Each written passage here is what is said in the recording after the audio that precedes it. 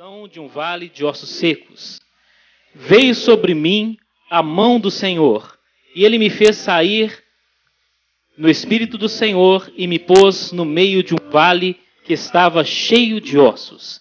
E me fez passar em volta deles, e eis que eram muito numerosos sobre a face do vale, e eis que estavam sequíssimos. E ele me disse: Filho do homem, porventura viverão estes ossos? E eu disse: Senhor Deus, tu o sabes. Então me disse: profetiza sobre estes ossos e dize-lhes: ossos secos, ouvi a palavra do Senhor.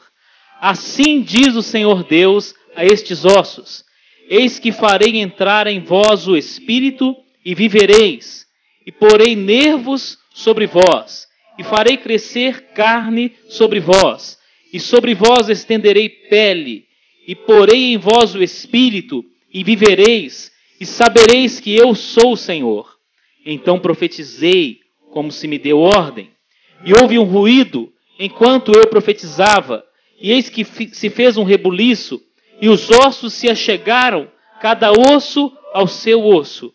E olhei, e eis que vieram nervos sobre eles, e cresceu a carne, e estendeu-se a pele sobre eles por cima, mas não havia neles espírito. E ele me disse: profetiza ao espírito, profetiza, ó filho do homem, e dize ao espírito: assim diz o Senhor Deus: vem dos quatro ventos, ó espírito, e assopra sobre estes mortos, para que vivam. E profetizei, como ele me deu ordem. Então o espírito entrou neles, e viveram, e se puseram em pé, um exército grande em extremo. Então me disse: filho do homem, estes ossos são toda a casa de Israel. Eis que dizem: os nossos ossos se secaram, e pereceu a nossa esperança. Nós mesmos estamos cortados. Portanto profetiza, e diz-lhes: assim diz o Senhor Deus: eis que eu abrirei os vossos sepulcros, e vos farei subir das vossas sepulturas, ó povo meu, e vos trarei a terra de Israel.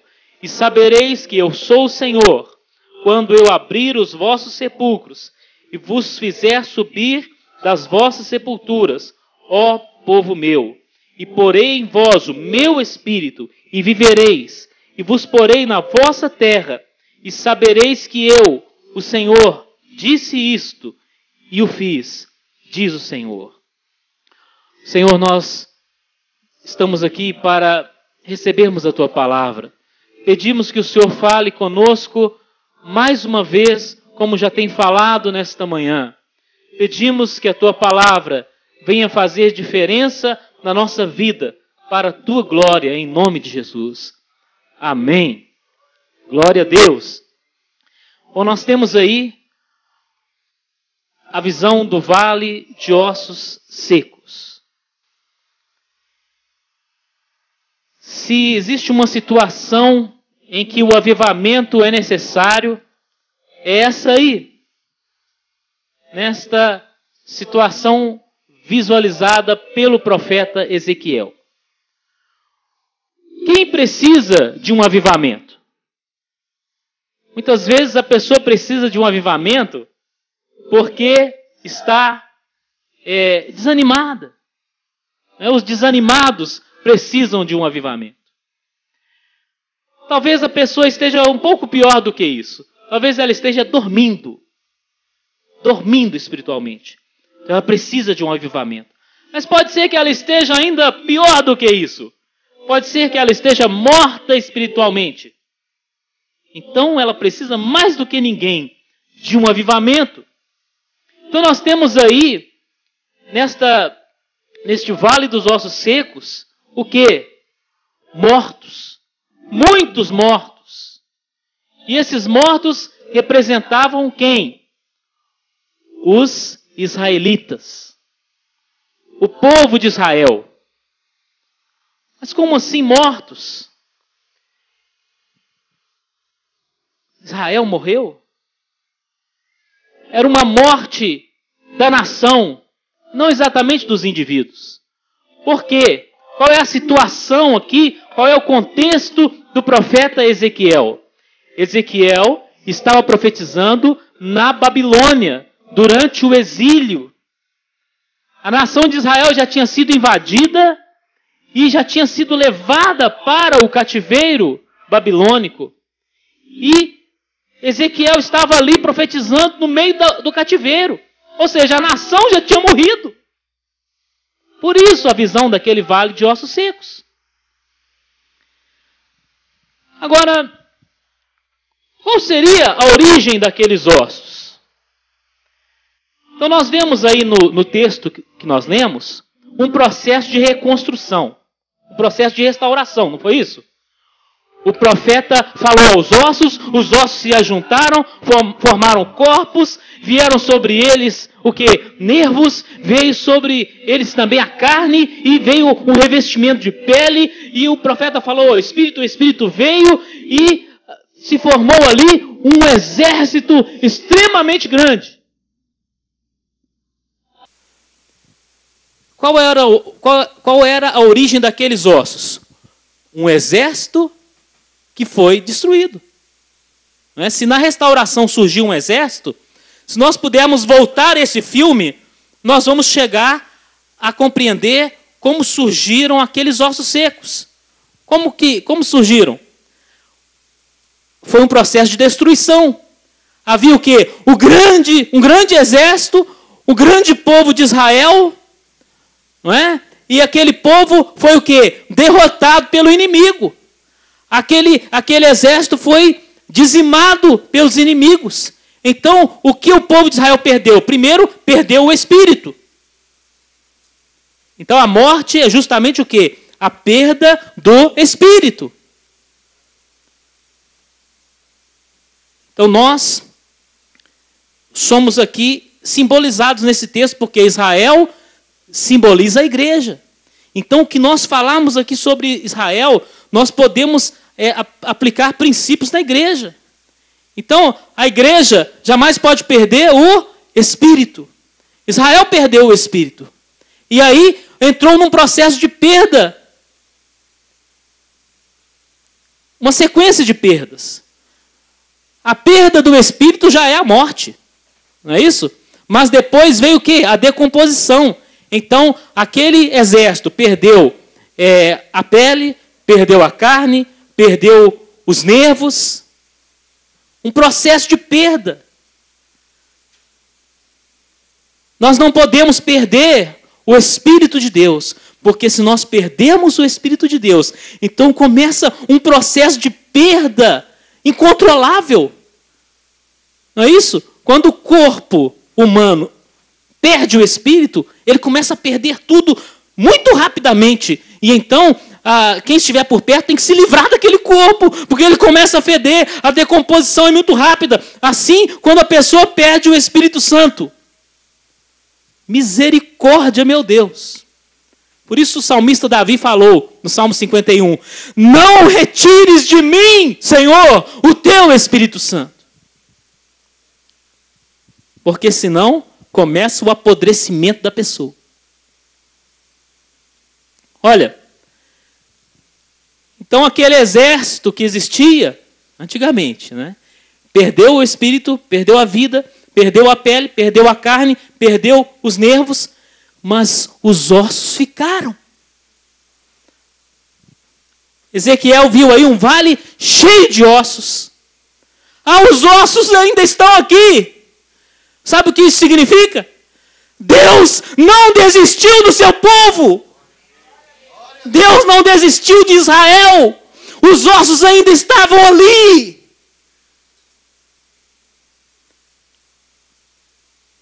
Então, quantas vezes a gente se sente assim destruído, não é? Quem sabe alguém aqui se sente no osso. Já perdeu tanta coisa, se sente no osso. Mas eu te digo, junta o que sobrou e coloca nas mãos de Deus, porque Ele faz tudo de novo. Nós chegamos aqui em um ponto em que o homem não pode fazer nada. O que um homem pode fazer num vale de ossos secos? Então é o ponto em que os recursos humanos, eles acabam. Então o homem precisa depender de Deus. O que um homem pode fazer com ossos? Talvez faça colares de ossos, né? Alguma coisa, alguma bijuteria de ossos.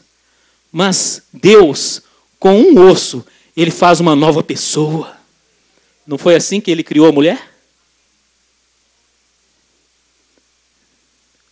Se você der um osso para um ser humano, não vai servir para nada, mas nas mãos de Deus, Deus constrói uma nova vida. Assim também o servo de Deus, por pior que seja a situação, nas mãos do Senhor, ele será renovado, ele será avivado. É o que acontece aí nesse texto. Agora veja bem. Então houve o que? Um processo de destruição da nação de Israel para chegar a esse estado de ser comparada a um vale cheio de ossos. Então isso é o quê? O povo de Israel no exílio babilônico. Esses ossos secos aí. E Deus coloca o profeta onde? No meio desse vale. Ah, mas Deus coloca o profeta em cada lugar difícil, não é? Deus coloca o profeta em cada situação difícil. Se você é um servo de Deus, se você é um profeta, ou um pastor, ou um evangelista, se você é um homem de Deus, uma mulher de Deus, não se surpreenda se Ele colocar você em um lugar difícil. Deus poderia ter colocado o profeta no meio de um jardim maravilhoso. Não, mas foi no meio de um vale cheio de ossos secos. Isso representa o quê? O ministério de Ezequiel na Babilônia. O ministério de Ezequiel no meio dos cativos. Muitos profetas tiveram situações melhores do que Ezequiel. Ezequiel foi colocado por Deus no meio da Babilônia para profetizar. É na mesma época de Daniel, tá, irmãos? Mas Daniel era profeta do palácio. Ezequiel era profeta da rua. Ezequiel era o profeta lá no meio dos exilados, lá no meio dos escravos, no meio dos marginalizados, dos perdidos. Deus colocou Ezequiel ali. Então, qual que é a nossa tendência quando estamos assim num lugar difícil, numa situação difícil? A tendência é dizer assim: Senhor, eu quero sair daqui. Por que o Senhor me colocou aqui? Esse lugar não é bom, esse lugar não é confortável. Mas se esse lugar fosse tão bom, não precisava de você aí. Deus coloca o profeta em lugares difíceis. Por quê? Porque o profeta tem um grande trabalho para fazer naquele lugar. Os lugares que já estão bons não precisam da presença do profeta. Então Deus coloca o profeta onde existe morte. Porque o profeta é portador da vida. Então, Deus colocou Ezequiel ali. Ezequiel não deveria reclamar. Mas a própria presença de Ezequiel no exílio era um sinal do amor de Deus. Como assim? Olha, o povo de Israel foi rebelde. O povo de Israel pecou contra Deus. Então Deus permitiu que os inimigos assolassem Israel e levassem Israel para o exílio, para o cativeiro na Babilônia. E lá no meio do cativeiro, Deus manda um profeta. Isso é amor de Deus por esse povo rebelde. Não é verdade? Porque Deus poderia simplesmente esquecer desse povo. O povo já pecou, já foi para o cativeiro, agora que eles se acabem por lá. Que eles sejam exterminados por lá. Não quero mais saber desse povo. Não. A atitude de Deus não é essa. Deus, Ele castiga, Ele exerce justiça, mas o seu amor continua, a sua mão continua estendida. E é por isso que Ele mandou o profeta. É por isso que ainda tinha um profeta lá no meio da Babilônia. E é por isso que, apesar de tantos erros que cometemos, tantos pecados, Deus ainda manda os profetas falarem conosco, porque isso é sinal de que Deus não desistiu de nós. Glória a Deus. Aleluia.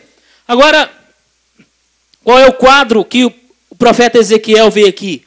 Um cenário de morte. E um detalhe é que aqui está escrito, no versículo 2, que os ossos estavam sequíssimos. Isso indica o quê? Que essa morte aconteceu há muito tempo. E o que isso nos leva a pensar? Que a esperança humana já tinha acabado. Nós vemos isso lá no versículo 11. Os nossos ossos se secaram e pereceu a nossa esperança. Quer dizer, o tempo passou. Um problema terrível aconteceu. E esse problema já fez muitos aniversários e a solução não veio. Mas esta palavra, ela vem nos dizer que para Deus não é tarde demais. Não é tarde demais. Esses ossos, eles estavam sequíssimos. E nós vemos também o quê? O que esses ossos, eles nos mostram? São partes de corpos. Não é isso? Partes de corpos. Partes de membros de corpos. Mas totalmente desarticulados, misturados. São membros sem função. Então vamos lembrar agora que nós somos o quê? Membros do corpo de Cristo. Mas o pecado, ele leva você, pode levar a mim, que somos membros do corpo, ele pode nos levar a sermos ossos secos que não servem para nada. Membros desarticulados. É aquele membro que ele não está no corpo. O propósito de Satanás é esse, que você seja um membro desarticulado, um crente sem igreja. Esse é o propósito de Satanás. Mas ele já está derrotado em nome de Jesus, amém? Então nós temos aí o quê? Membros desarticulados, membros desligados. Meu irmão, não fique desligado do corpo, porque senão você vai secar. A vida está no corpo e não num membro particularmente. Pense bem nisso. Nunca diga assim, eu vou servir a Deus sozinho na minha casa. Misericórdia. É como se você cortasse o seu dedo e colocasse na geladeira, pensando que ele ia sobreviver. Não faça isso. Olha, então, nós temos aí esses ossos desarticulados. E aqui está escrito no versículo 2 que eles eram muito numerosos. Ou seja, a quantidade era muito grande. Mas de que valia isso? De que valia isso? Então aqui nós vemos que quantidade não deve ser um fim em si mesma. De que adianta nós termos uma quantidade de pessoas se essas pessoas estão desarticuladas, não é? Se elas não têm comunhão. Aqui é a falta de comunhão completa. Os ossos estavam juntos? Sim. Mas estavam unidos? Não. Eram numerosos? Eram. Então, Deus quer que nós sejamos muitos, que a sua igreja tenha milhares e milhões de pessoas? Sim. Mas o número em si não é o propósito de Deus. Não adianta sermos numerosos e estarmos secos. Sermos numerosos e estarmos mortos. E aí vem a solução para o problema. Qual foi a solução? Ezequiel 37, versículo 4. Então o Senhor disse a Ezequiel: profetiza sobre estes ossos e dize-lhes: ossos secos, ouvi a palavra do Senhor. Meus irmãos, a solução começa com a palavra do Senhor. Começa por aí. Por isso que está tendo pregação aqui, né? Uma atrás da outra, uma atrás da outra. Não é para você ficar bem informado, não. É para que a palavra de Deus possa agir na sua vida. Então, queremos avivamento? Amém? Mas nós não podemos fabricar um avivamento. Não tem jeito. Porque avivamento não é barulho, não é culto animado, não é música boa, não é bater palmas, pular, dançar. Não, isso não é avivamento. Avivamento é vida de Deus dentro de você. Isso é avivamento. O resto é efeito. Né? E os efeitos, muitos deles são bem-vindos, mas o avivamento é a vida de Deus no seu coração. Então, nós não podemos fabricar um avivamento. Mas tem algo que nós podemos fazer. Tem algo aqui que Ezequiel podia fazer. Ezequiel não podia dar vida àqueles ossos, mas tinha algo que Ezequiel podia fazer. Ezequiel podia falar a palavra de Deus. Então isso nós podemos fazer. Não podemos fabricar um avivamento, mas podemos falar a palavra. Então veja como é importante você conhecer a palavra de Deus, porque você quer estar vivo espiritualmente, esteja ligado na fonte. Se você negligenciar a palavra, você vai ressecar. E você vai se tornar um membro morto, seco, desarticulado e sem funcionamento. Misericórdia. Então, a palavra é o primeiro passo aí. Fale a palavra e ouça a palavra. Porque aqui no versículo 4, tem alguém falando e tem os ossos ouvindo. É engraçado, né, dizer assim, ossos ouvindo. Mas como esses ossos representam os israelitas, então eram o quê? Os israelitas ouvindo o profeta falar a palavra de Deus. Então, fale a palavra ou ouça a palavra. Uma coisa que você não pode ficar é sem a palavra. Você não pode ficar sem ela. Então, a solução de Deus para a morte espiritual do homem começa pela palavra. E quando a palavra é falada, quando a palavra é ouvida, a palavra começa uma mudança.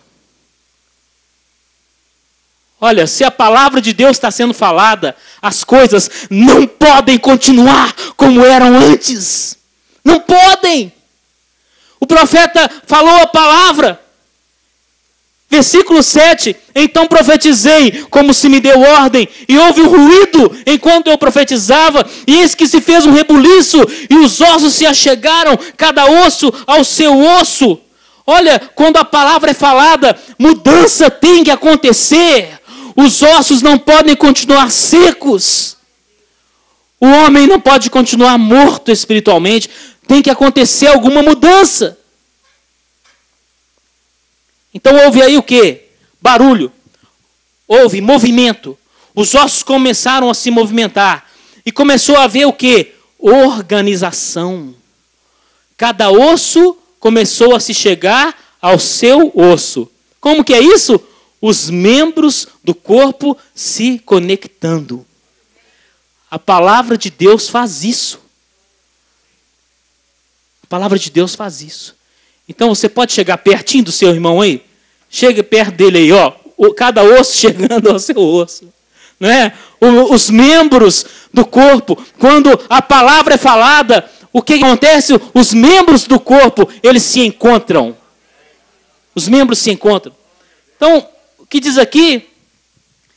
Os ossos se achegaram, cada osso ao seu osso. Quando a palavra de Deus, ela é falada e ela é ouvida, então cada um começa a encontrar o seu lugar no corpo.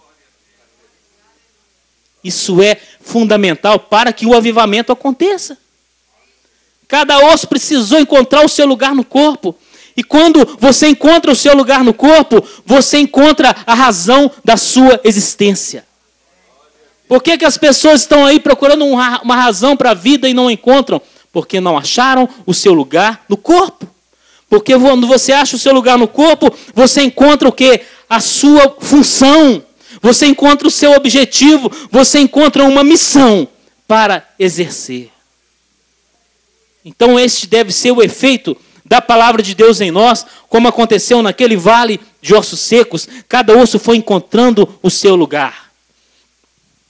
Entretanto, depois que tudo estava no seu lugar, tem aqui o versículo 8 que diz: e olhei, e eis que vieram nervos sobre eles, e cresceu a carne, e estendeu-se a pele sobre eles por cima, mas não havia neles espírito. Olha, por que precisa de nervo? Nervo é a comunicação com a cabeça. Né? E a cabeça é quem na igreja? Jesus. Então, por isso o nervo está aí mencionado. Porque o membro, ele não pode fazer simplesmente aquilo que ele acha. Ele, aliás, não pode achar. Não é? Você precisa estar ligado à cabeça. E isso é o nervo que faz. Então você precisa estar ligado a Cristo.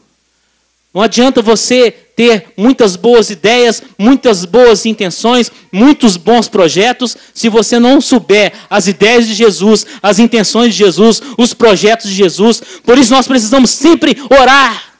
A oração é uma via dessa comunicação. Não é? É quando você manda mensagem para o cérebro. E aí, Senhor, o que o Senhor quer que eu faça? Você tem tantas ideias, mas ore a respeito delas. Ore para saber, Senhor, o que o Senhor quer que eu faça. Seja para realizações dentro da igreja ou fora. Você tem uma boa ideia para a sua família, mas antes de realizar, ore, Senhor, é isso mesmo que eu devo fazer? O Senhor é que é a cabeça, eu sou só o membro. Você tem uma ideia para o seu trabalho? Muito bem, mas ore, porque você precisa do comando da cabeça. Aí depois do nervo veio o quê? Carne. Sabe por quê que precisa de carne? A carne é o quê? É o músculo. É o músculo que vai proporcionar o movimento. Ou seja, não adianta você receber a mensagem da cabeça e não fazer nada. Não é? Não adianta ter nervo e não ter carne, porque o nervo traz a mensagem, mas sem carne não tem o movimento. Então não adianta você receber a palavra de Deus e não tomar atitude. Você receber o comando da cabeça e não sair do lugar. E por fim, veio a pele sobre aqueles corpos. A pele é o quê? É a aparência. Não é? Tudo aquilo que se relaciona a proteção e a beleza. Mas não adianta ter só isso se não tiver o que? A ligação com a cabeça. Não é? Então tem pessoas que cuidam tanto da pele, não é? E é bom cuidar da pele. É bom cuidar da pele. Mas se os nervos não estiverem bem, não vai adiantar nada. Não é? Então, quantas vezes nós estamos cuidando tanto da aparência, mas não estamos cuidando da nossa ligação com Jesus. Não estamos orando, não estamos pedindo a direção do Senhor. Mas a palavra do Senhor vem sobre nós, para que tudo isso seja colocado no seu devido lugar, amém? Então, lemos aqui no versículo 8, que veio sobre aqueles corpos, os nervos, a carne, a pele, mas não havia neles espírito. Então vemos aqui uma situação em que tudo foi colocado no seu devido lugar, mas ainda não funcionava. Isso é o que? A igreja sem o Espírito Santo. Pode até ter a palavra, as pessoas podem até reagir diante da palavra, podem até encontrar o seu lugar no corpo, mas sem o Espírito Santo não vai funcionar. Não vai funcionar. Então, nós precisamos da palavra e precisamos do Espírito. Então, aí diz o versículo 9, e o Senhor disse a Ezequiel, profetiza ao Espírito, profetiza, ó filho do homem, e dize ao Espírito, assim diz o Senhor Deus, vem dos quatro ventos, ó Espírito, e assopra sobre estes mortos, para que vivam. Aleluia! Olha, por isso nós precisamos clamar ao Espírito Santo. Clamar ao Espírito Santo. Não que não que nós estejamos sem o Espírito Santo. É verdade que algumas pessoas estão sem o Espírito Santo, outras estão com o Espírito Santo. Então, se você não tem o Espírito Santo sobre a sua vida, ou se você acredita que não tem, clame pelo Espírito Santo para que ele venha sobre a sua vida. Mas se você tem o Espírito Santo, se você crê dessa forma, clame ao Espírito Santo para que te encha. Porque uma coisa é você ter um copo. Achei que o copo estava cheio, está vazio. Decepcionante, né? Assim como quando nós estamos vazios do Espírito. Pensou a decepção? O Senhor Jesus vem para te examinar e pega. Você está vazio, meu filho. Mas a situação pode ser um pouco diferente. Você não estar vazio, você ter o Espírito. Mas isso não significa que você está cheio. Então é a situação de muitos. É a situação de muitos. Eu tenho o Espírito Santo, mas isso não significa que eu estou cheio do Espírito Santo. Então, nesta manhã, aliás, já nesta tarde, né? Nós vamos pedir, Senhor, derrama mais do seu Espírito sobre a minha vida. Eu não quero ser vazio, Senhor. Eu também não quero ter um pouco do Senhor, mas eu quero ter a plenitude do teu Espírito na minha vida.